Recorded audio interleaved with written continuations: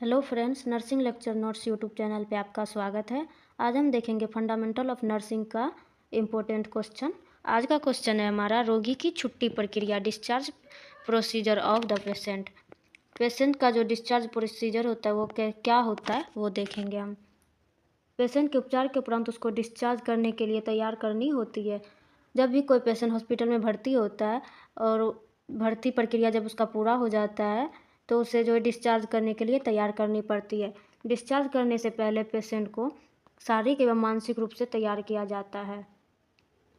साथ ही उसके घर वालों को भविष्य में उसका पूरा उपचार करने के लिए बताया जाता है।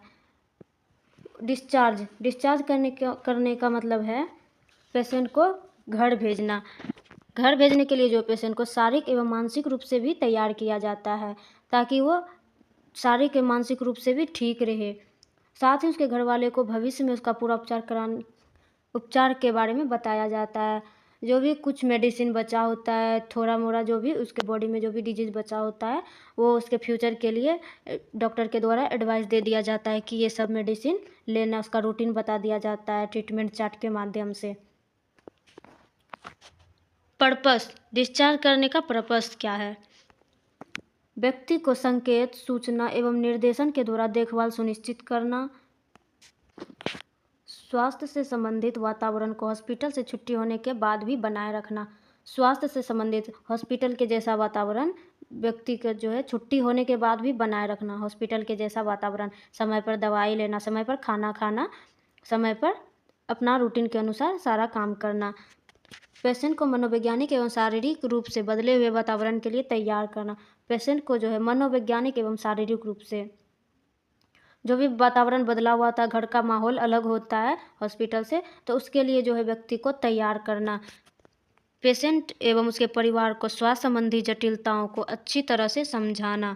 पेशेंट एवं परिवार को जो स्वास्थ्य संबंधी जटिलताओं को मतलब कि पेशेंट यदि दवाई खाने में देर कर रहा है या फिर टाइम पे खाना नहीं खा रहा है, अच्छे से मेडिसिन नहीं ले रहा है, तो उसके क्या कॉम्प्लिकेशंस हो सकते हैं, इन सब के बारे में डॉक्टर के द्वारा बता दिया जाता है पेशेंट एवं उसके परिवार वालों को, ताकि पेशेंट जो है अपने स्वास्थ्य पर ध्यान दे, समय पर खाना खाए, समय पर दवाई खाए और वो जल्दी ठीक हो जाए। आगे हमारा प्रकार, डिस्चार्ज के प्रकार। डिस्चार्ज जो है कितने प्रकार का होता है, छुट्टी जो है हॉस्पिटल से जो छुट्टी मिलती है वो कितने प्रकार का होता है। तो फर्स्ट है हमारा नियोजित छुट्टी योजना। नियोजित छुट्टी योजना में क्या होता है, पेशेंट के ठीक हो जाने पर चिकित्सक के सलाह से घर भेजना। नियोजित छुट्टी में क्या होता है, डॉक्टर के द्वारा जब पेशेंट ठीक हो जाता है तो उसे डॉक्टर के द्वारा ही घर भेजा जाता है, डॉक्टर के एडवाइस पर ही घर भेजा जाता है। पेशेंट अपनी मर्जी से घर नहीं जा सकता है। नियोजित छुट्टी योजना में होता है डॉक्टर के सलाह से घर भेजना। चिकित्सकीय सलाह के विपरीत अस्पताल छोड़ना। एक छुट्टी ऐसा होता है जिसमें पेशेंट जो है डॉक्टर के एडवाइस के बिना ही जो है हॉस्पिटल छोड़ देता है, एक वो छुट्टी होता है जो कि सही नहीं है। रेफरल छुट्टी प्रक्रिया। रेफरल छुट्टी प्रक्रिया में बेहतर उपचार हेतु पेशेंट को उच्चतर हॉस्पिटल भेजना। रेफरल छुट्टी प्रक्रिया में जो है पेशेंट को जो अच्छे से अच्छे हॉस्पिटल में रेफ़र करना या भेजना। तो ये है हमारा रेफरल छुट्टी प्रक्रिया। तो टाइप्स में हमने देखा, नियोजित छुट्टी योजना में जो है पेशेंट को जो है डॉक्टर के एडवाइस पर घर भेजा जाता है। एक छुट्टी होता है जो कि डॉक्टर के एडवाइस के बिना ही हॉस्पिटल पेशेंट छोड़ देता है। और तीसरा हमारा होता है रेफरल छुट्टी प्रक्रिया, जिसमें जो है पेशेंट को कम रिसोर्स वाले हॉस्पिटल से अधिक रिसोर्स वाले हॉस्पिटल में भेजना या फिर बेहतर उपचार के लिए अच्छे से अच्छे हॉस्पिटल में पेशेंट को भेजना। आगे है हमारा स्थानांतरण छुट्टी प्रक्रिया। पेशेंट का एक यूनिट से दूसरे यूनिट में भेजना। स्थानांतरण छुट्टी प्रक्रिया में होता है पेशेंट का जो है पेशेंट को एक यूनिट से छुट्टी लेकर दूसरे यूनिट में शिफ्ट कर देना, वो होता है स्थानांतरण छुट्टी प्रक्रिया। टाइप्स हमने देख लिया। नियोजित छुट्टी योजना होता है एक डॉक्टर के एडवाइस के बिना छुट्टी लेना। तीसरा होता है हमारा रेफरल छुट्टी प्रक्रिया और चौथा होता है स्थानांतरण छुट्टी प्रक्रिया। स्थानांतरण में एक यूनिट से दूसरे यूनिट में पेशेंट का स्थानांतरण करना या भेजना। छुट्टी प्रक्रिया कैसे पूरी होती है। फर्स्ट हमारा चिकित्सक के लिखित निर्देश के उपरांत ही रोगी को छुट्टी देनी चाहिए, जो कि सही है। डॉक्टर के लिखित, जब डॉक्टर निर्देश दे देते हैं कि रोगी को छुट्टी देना है तभी देनी चाहिए। मेडिसिन एवं उपचार के बारे में पेशेंट एवं उसके परिवार को विस्तृत ढंग से समझा देना चाहिए। जब भी छुट्टी जब भी किसी पेशेंट को छुट्टी देने का टाइम होता है या फिर समय पूरा हो जाता है, तो उस पेशेंट एवं उसके परिवार वाले को जो है पेशेंट का कितना मेडिसिन है, कितने टाइम में लेना चाहिए, कितना बार लेना चाहिए या कितना डोज लेना चाहिए, ये सभी चीज़ को जो है समझा देना चाहिए, तभी छुट्टी की प्रक्रिया को पूर्ण माना जाता है। यदि भर्ती के समय पेशेंट का सामान जमा करवाया गया हो तो उसे वापस लौटा देना चाहिए। मैंने बताया था जब भी एडमिशन के समय जब भी कोई पेशेंट आता है भर्ती होने के लिए, तो उसके पास जो भी होता है ज्वेलरी वगैरह होता है, उसे जो है पहले ही रिश्तेदार को दे दिया जाता है या फिर हॉस्पिटल में ही सौंप दिया जाता है, रख दिया जाता है। यदि हॉस्पिटल में कोई भी सामान पेशेंट का रह गया तो उसे वापस लौटा देना चाहिए उसके डिस्चार्ज के समय। पेशेंट के द्वारा हॉस्पिटल का जो भी सामान उपयोग किया गया हो, उसे पेशेंट के हॉस्पिटल छोड़ने के पूर्व अच्छे ढंग से जांच कर वापस ले लेना चाहिए। पेशेंट को जो भी स्वास्थ्य सुविधाओं में जो भी कुछ सामान प्रोवाइड किया गया, उसे हेल्प करने के लिए जो भी सामान दिया गया है, उसे जो है पेशेंट के डिस्चार्ज के पहले उसे जांच कर हॉस्पिटल के सामान को ले लेना चाहिए। पेशेंट के हॉस्पिटल छोड़ने के पहले उनके सभी बिल जमा करवा देना चाहिए। डिस्चार्ज के पहले जो उनके सभी बिल को जमा करवा देना चाहिए। यदि पेशेंट कमज़ोर हो तो व्हील चेयर की सुविधा प्रदान करनी चाहिए।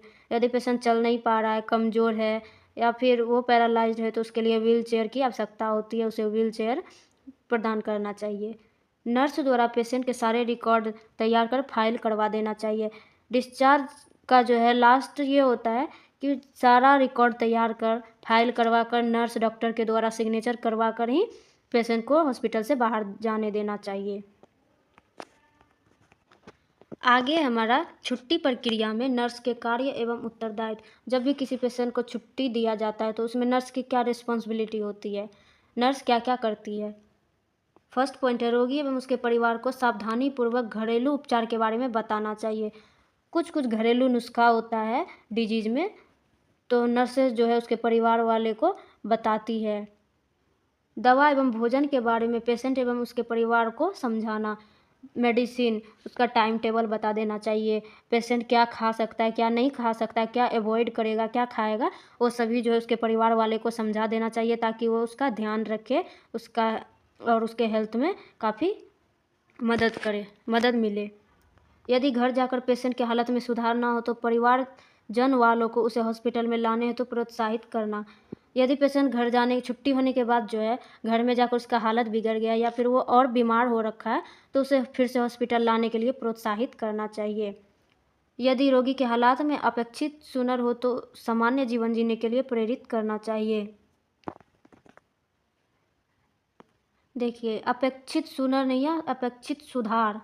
यहाँ अपेक्षित सुधार होगा। यदि पेशेंट की हालत में अपेक्षित सुधार हो तो सामान्य जीवन जीने के लिए प्रेरित करना चाहिए। रोगी को पुनः कब आकर चिकित्सकीय परामर्श लेना है, इसके बारे में बता देना चाहिए। यदि पेशेंट को फिर से कोई मेडिसिन की ज़रूरत है तो उसे कब आना चाहिए, ये बता देना चाहिए डॉक्टर लोगों को, ताकि पेशेंट बार बार परेशान ना हो। हमारा अगला क्वेश्चन है, general rules of reports and records. Reports and record के सामान्य नियम क्या है। रिकॉर्ड्स एंड रिपोर्ट के कुछ नियम होते हैं, उसके नियम क्या है। ये एग्ज़ाम में पूछे जाने वाले बहुत ही इम्पोर्टेंट क्वेश्चन है। रिपोर्ट्स के सामान्य नियम। रिपोर्ट साफ़ सुथरा तरीक़ा से बनाया जाना चाहिए। रिपोर्ट्स जब भी बनाया जाना चाहिए किसी के भी द्वारा, नर्स के द्वारा, तो उसे साफ़ सुथरा तरीके से लिखना चाहिए, बनाना चाहिए, उसमें ज़्यादा कट-कुट नहीं करना चाहिए। सही और महत्वपूर्ण विवरण देना चाहिए। किसी भी पेशेंट के बारे में जो है सही विवरण देना चाहिए, गलत नहीं लिखना चाहिए। अपने फ़ायदे के लिए या फिर किसी चीज़ के लिए जो है गलत चीज़ नहीं डालना चाहिए। विवरण को जो है सही लिखना चाहिए, सही तथ्य होना चाहिए। चार्ट पर तिथि अथवा समय आने पर नर्स को अपना हस्ताक्षर करना चाहिए। जो भी रिपोर्ट्स जो है उस पर समय दिनांक लिख देना चाहिए, और जो सारा रिपोर्ट तैयार करने के बाद जो है नर्स के द्वारा वहाँ सिग्नेचर कर देना चाहिए। जिस भी नर्स की ड्यूटी हो उसे सिग्नेचर कर देना चाहिए। किस समय में कौन सी दवा दी गई है, चार्ट पर उसका पूरा विवरण लिखना चाहिए। पेशेंट का A to Z जो भी मेडिसिन दिया गया, पेशेंट ने आज क्या खाया, मॉर्निंग में क्या लिया, डे में क्या लिया, इवनिंग में क्या लिया, वो सभी चीज़ें जो है चार्ट पर लिखना चाहिए।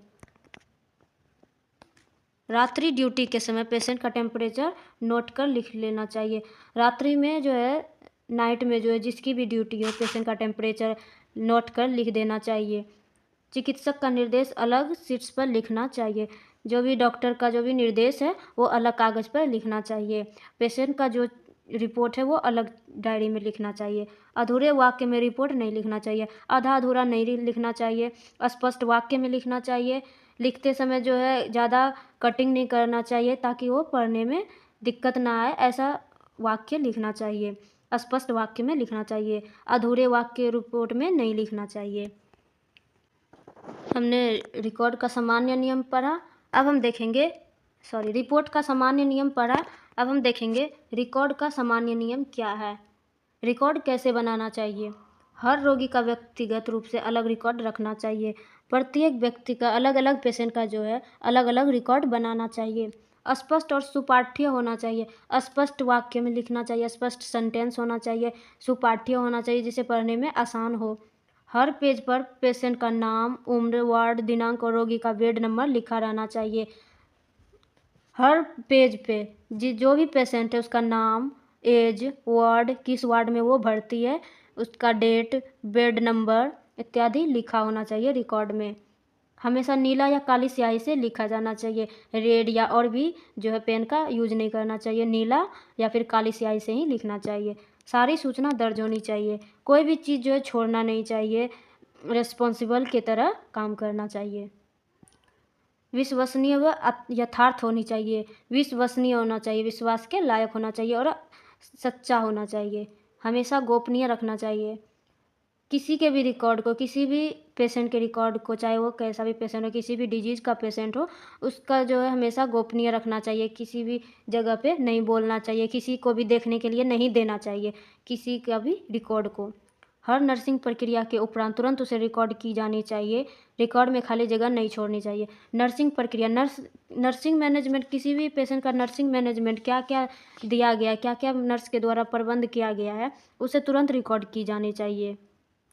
रिकॉर्ड में खाली जगह नहीं छोड़नी चाहिए, रिकॉर्ड आधा अधूरा नहीं रहना चाहिए, रिकॉर्ड में खाली जगह नहीं छोड़नी चाहिए। ये लगभग जो है रिपोर्ट्स और रिकॉर्ड एक सामान्य होता है, दोनों का जो सामान्य नियम बिल्कुल एक जैसा है। तो हमने देखा रिकॉर्ड के सामान्य नियम। हर एक रोगी का जो है अलग रिकॉर्ड रखना चाहिए, स्पष्ट और सुपाठ्य होना चाहिए। हर पेज पर रोगी का नाम, वार्ड, दिनांक, रोगी का बेड नंबर लिखा रहना चाहिए। नीला या काली स्याही से लिखना चाहिए। सारी सूचना दर्ज होनी चाहिए। विश्वसनीय यथार्थ होनी चाहिए। गोपनीय रखा जाना चाहिए। नर्सिंग प्रक्रिया के दौरान जो है उसे रिकॉर्ड की जानी चाहिए। छुट्टी मिलने पर पेशेंट का सारा रिकॉर्ड चिकित्सक या डॉक्टर द्वारा स्वयं ही भरा जाना चाहिए। चिकित्सक या नर्स द्वारा स्वयं ही भरा जाना चाहिए छुट्टी मिलने पर। हमने रिकॉर्ड का सामान्य नियम देख लिया। ये था हमारा रिपोर्ट्स का सामान्य नियम। रिपोर्ट्स जो है साफ सुथरा तरीका से बनाना चाहिए, सही और महत्वपूर्ण विवरण देना चाहिए। तिथि अथवा समय आने पर नर्स को अपना हस्ताक्षर करना चाहिए। किस समय कौन सी दवा दी गई है, चार्ट पर उसका विवरण लिखना चाहिए। नाइट ड्यूटी में जो है पेशेंट का टेम्परेचर नोट करना चाहिए और उसे लिख देना चाहिए। डॉक्टर का जो भी निर्देश होता है उसे अलग कागज़ पर लिखना चाहिए। अधूरे वाक्य में रिपोर्ट जो है नहीं लिखना चाहिए। ये था हमारा रिपोर्ट्स के सामान्य नियम। हमारा अगला क्वेश्चन है, रिकॉर्ड एवं रिपोर्ट्स में नर्स का उत्तरदायित्व। रिकॉर्ड एवं रिपोर्ट्स में नर्स का क्या उत्तरदायित्व है वो हम देखेंगे। रिकॉर्ड एवं रिपोर्ट्स में नर्स का निम्नलिखित उत्तरदायित्व होता है। रिकॉर्ड एवं रिपोर्ट को हमेशा अपनी सुरक्षा में रखना। जो भी नर्सेस होती है वो रिकॉर्ड एवं रिपोर्ट को अपनी सुरक्षा में रखती है और रखना चाहिए। रिकॉर्ड एवं रिपोर्ट संक्षिप्त संकेतों में लिखा जाना चाहिए ताकि उसे आसानी से पढ़ा जा सके। रिकॉर्ड या रिपोर्ट को जो संक्षिप्त संकेत में लिखा जाना चाहिए, स्पष्ट लिखा जाना चाहिए ताकि उसे आसानी से पढ़ा जा सके, कोई भी उसे आसानी से पढ़ ले। किसी भी हेल्थ टीम का जो मेंबर है वो आसानी से पढ़ ले। नर्स द्वारा इसे कभी भी अनजान व्यक्ति को नहीं सौंपना चाहिए। नर्स द्वारा जो इसे अनजान व्यक्ति को सौंपना भी नहीं चाहिए, ना तो अलग किसी भी अनजान व्यक्ति को दिखाना चाहिए, ना उसके हाथ में देना चाहिए रिकॉर्ड या रिपोर्ट को। पेशेंट का टेम्परेचर, तापमान, नाड़ी एवं श्वसन दर का रिकॉर्ड रखा जाना चाहिए। पेशेंट में जो भी चेकअप करना चाहिए, टेम्परेचर हो, पल्स हो, रेस्पिरेशन हो या फिर बीपी हो, जो भी चेकअप करना चाहिए उसे जो है रिकॉर्ड में मेंशन कर देना चाहिए। रिकॉर्ड एवं रिपोर्ट सत्य, शुद्ध, स्पष्ट एवं सुपाठ्य होना चाहिए। नर्सेस की एक रिस्पॉन्सिबिलिटी होती है कि रिकॉर्ड एवं रिपोर्ट जो है सच्चा होना चाहिए, सत्य होनी चाहिए, शुद्ध सेंटेंस में होनी चाहिए, स्पष्ट एवं सुपाठ्य होनी चाहिए, जो पढ़ने योग्य हो। रिकॉर्ड एवं रिपोर्ट संपूर्ण होना चाहिए, मतलब पूरा होना चाहिए, आधा अधूरा सेंटेंस में नहीं होना चाहिए, गलत सेंटेंस में नहीं होना चाहिए।